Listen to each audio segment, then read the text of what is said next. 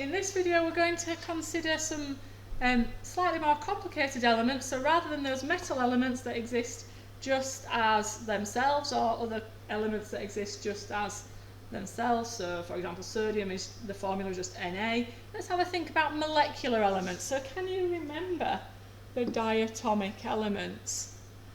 Remember there was that a little rhyme, have no fear of ice cold here. And these are our molecular elements, our diatomic elements. So these elements don't go around as just a single atom. So when we consider the mass spectrum of these, we're going to be getting the spectrum of the molecule rather than of the atom. And so the mass is going to have to take into account the fact that there's more than one atom of bromine in this example. So bromine can exist as two isotopes, 79 and 81, in a 1-to-1 ratio, so there's a 50% chance of it being either. You're going to get multiple peaks. You're going to get 5 peaks in the mass spectrometer. You're going to get some for the molecule, so the diatomic molecule, and some for the atoms themselves. So let's consider the atoms first. We know we've been told that there are 2 isotopes, so there's Br79 and Br81. So that would be 2 peaks. They would come at m/z values of 79 and 81. So if we imagine our spectrum, we've got 79, we've got 81, and they're going to be in equal sizes. Okay, they're our atoms. What about our molecules? How many different ways, and we know the answer because we know that there's 5 possible ions, and that would be 2 of them, and we need to make sure we put a charge on those and make them ions. There must be 3 because we've used 2 out of the 5. So what are the 3? Well, what if we had 279 Brs in our bromine molecule?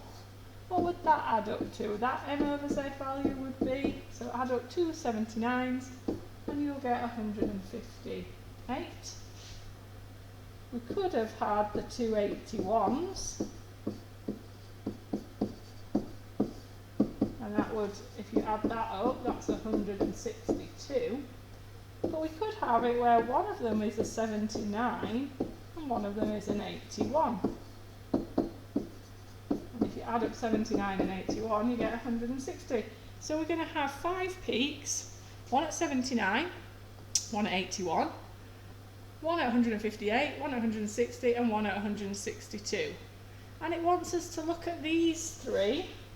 So the 3 that we've just done, wants us to look at these 3 and predict the relative intensities, the size of those 3 peaks.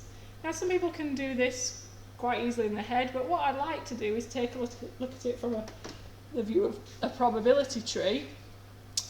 I've got to make choices about which type. I could either be a 79 or an 81. That's my first bromine in my formula. And then my second bromine in my formula could also be a 79 or an 81. And that could be joined to either my first or my second one. So we've got these possibilities. Now if we follow path 1, we'll end up with 2 79s joined together. That was our first one. Yeah. If we follow path 2, we'll end up with a 79 and an 81. If we follow path 3, we're going to end up with an 81 and then a 79.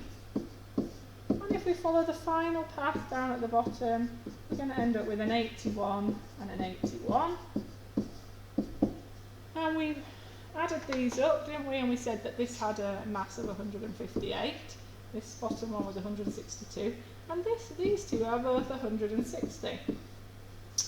So we only actually had 3 peaks because these 2 came together as 1 peak because they appear at the same place.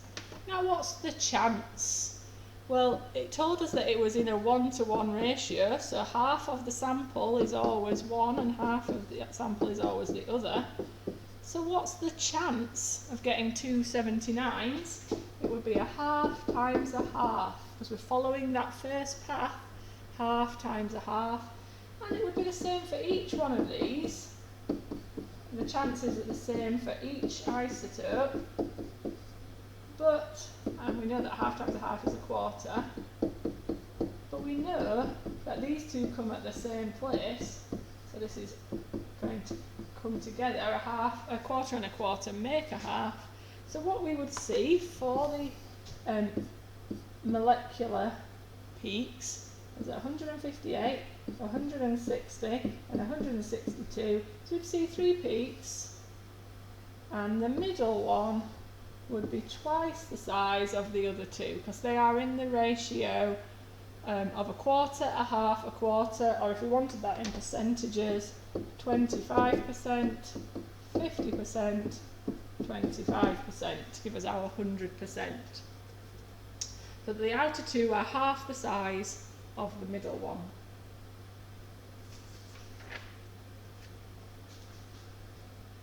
Now if you wanted a little extension activity, you could try to do this same activity but for chlorine ions in our mass spectrometer, given that chlorine is 2 isotopes, chlorine 35 and a chlorine 37, and that 3/4 of a sample is chlorine 35 and a quarter of my sample is chlorine 37.